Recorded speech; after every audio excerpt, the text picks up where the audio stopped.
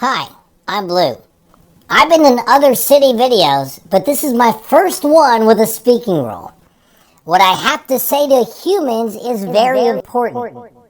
When you take your dog out and we're not in our yard, after we do our business, please do yours. Please pick up after us. The City Council recently passed a revised ordinance. It's now a Class C misdemeanor if I do my business on property that you don't own and you don't do your business, that is, clean it up. Recently, we've been seeing a lot of business in city parks and on the Langdon Center grounds, even though there are bags there to use to clean up after us. I hope this message will remind people that after we do our business, please do yours. There we go, good girl. Oh, hey, just about to take Blue here for a walk. Speaking of walking, did you know if you walked for 6 minutes, you'd cover about 1,600 feet?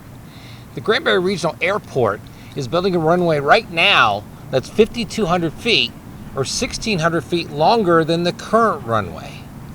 Doesn't sound like a whole lot of difference, does it? It sure does.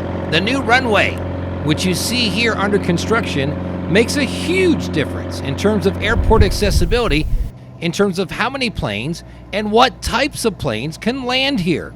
And more importantly, it has a positive economic impact on the city of Granbury.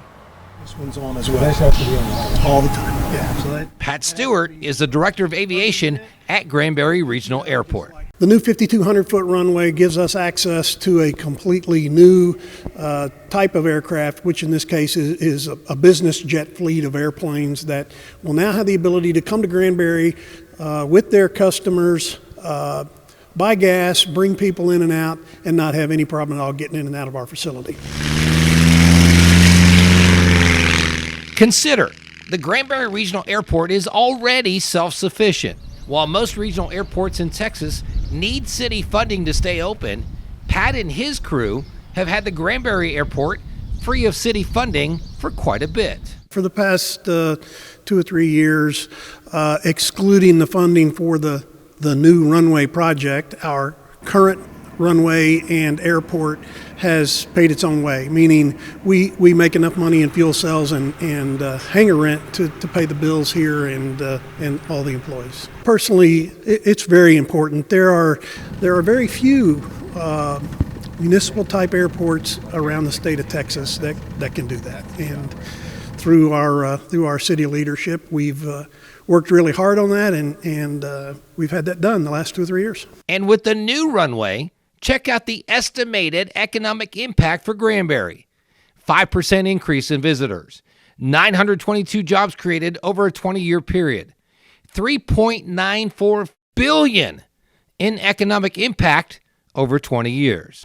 People come to Granbury to go shopping, go to restaurants, stay in hotels, do real estate transactions, buy houses. You know, I can't tell you how many people have second homes here on the lake and fly into Granbury regularly to visit those homes. And it's a regular weekly thing and generates hundreds of thousands of dollars in sales around the city. Hundreds of thousands, potentially millions of dollars of sales off an additional 1,600 feet of runway. Well worth the money, wouldn't you say? By the way, new runway scheduled to open on time in November.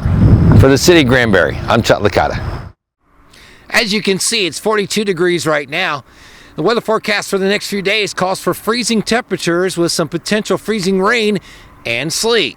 So, with that said, we once again provide you with our tips to help you fight the freeze.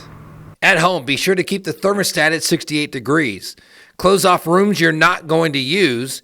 Get battery-powered light sources and avoid using candles.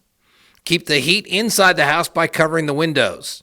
Drip water from faucets when the temperature is close to and below freezing. Open the cabinets under your sinks all day to keep the warm air flowing.